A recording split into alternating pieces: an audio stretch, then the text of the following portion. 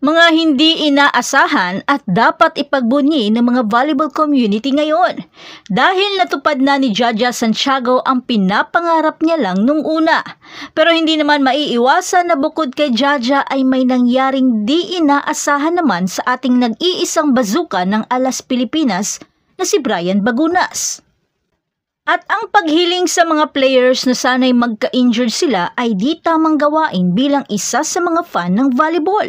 Tara at ating isa-isahin ang mga nangyari sa volleyball scene.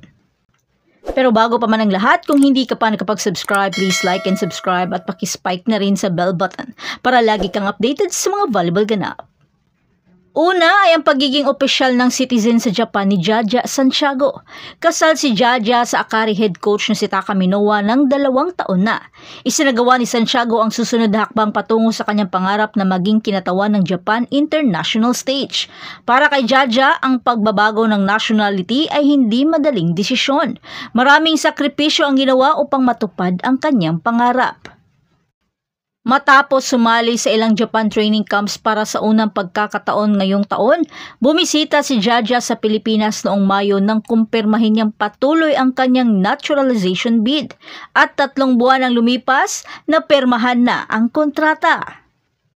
Bagamat isa na siyang Japanese citizen, wari pa rin niya ay puso, dugo, isip at kaluluwa ay laging Pilipino na ipinanganak sa Pilipinas. Pero hindi na rin tumatanda si Jaja kaya ang maaari na lamang niyang gawin ay i-maximize ang natitira niyang pagkakataon upang matupad ang kanyang mga pangarap na makapaglaro sa Olympics.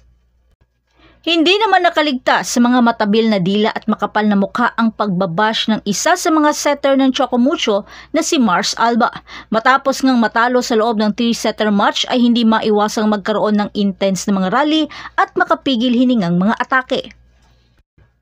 Pagkatapos ng laban ay may napansin nga itong si Mars sa kanyang social media at nag-chat pa na humiling na sana'y ma-injured ito. Kung pikunin kayo, wag na kayong manood ng laro. Dahil makikita naman natin na pagkatapos ng laro ay agad nagkatuwaan ang dalawang kupunan at nagbigay pugay sa bawat isa. Ang sports ay para lamang itong entertainment at walang dapat ipikon lalo na sa mga manonood lamang. May ganito pa rin po pala no? Sorry po, need ko i-post ito. Wala po akong gustong gawin kundi maglaro lang. Kung wala po kayong magawa sa life nyo, hanap po kayo para hindi po puro pang-bash at panglalait ginagawa nyo. Sad lang na yung nag-chat, nagdadasal pa daw na sana ma-injured ako. Kung matagal na kayong nanonood ng UAAP, ay ganito na talaga kung maglaro si Mars Alba. Kaya nga binansagan siyang bakla ng taon dahil sa ganitong mga aurahan. At ang hindi inaasahang bad landing para sa ating bazuka na si Brian Bagunas pagkatapos niyang mag-serve. Ang Alas Pilipinas ay natalo sa Indonesia sa 2024 CV League na ginanap sa Ninoy Aquino Stadium sa loob ng 4-setter match. Bumagsak sa 2024 sa 4th set ang tipikal na jump serve ni Bagunas na kadalasang nailalarawan na sobrang lakas nito kaya ipinangalanan rin itong bazooka ay nagkaroon ng kakaiba at hindi magandang pagtatapos. Nahirapan ng kapitan ng Alas na panatilihin ang kanyang balanse at awkward na bad landing sa kanyang kaliwang tuhod. Napuno ng katahimikan at pag-aalala mga tao sa loob ng court kung saan ang kupunan ay mabilis na dumalo sa na-injured na kapitan na inaasahan nilang magiging go-to player nila. Isang immobilizer ang nakakabit sa kanyang kaliwang tuhod bago tuluyan na stretcher palabas ng court. Nakakalungkot at nakakapanghinayang pero di talaga maiiwasan ang mga ganitong pangyayari lalo na sa mga players. Ang PNVF ay hindi pa naglalabas ng opisyal na salita sa lawak ng pinsala ni Bagunas, hoping na sana'y hindi ito malala. At yan ang lahat para sa ating update ngayon. Manatiling nakatutok para sa iba pang mga balita mula sa mundo ng Philippine Volleyball.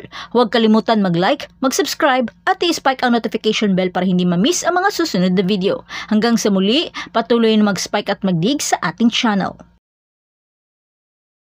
Asala, kabod! Uy! Asala, madamada. Pak! Hindi dapat ano, magla-ladders ka, pero nakabag ka. Dali, magla-ladders, dali, magaling ka, dali. Ladders ka. Award na sa trip. Award na sa trip.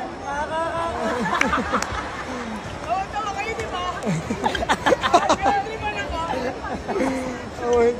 Ito po yung pasimuno. Ayan po yung pasimuno. Kita-kita niya na. Di ba?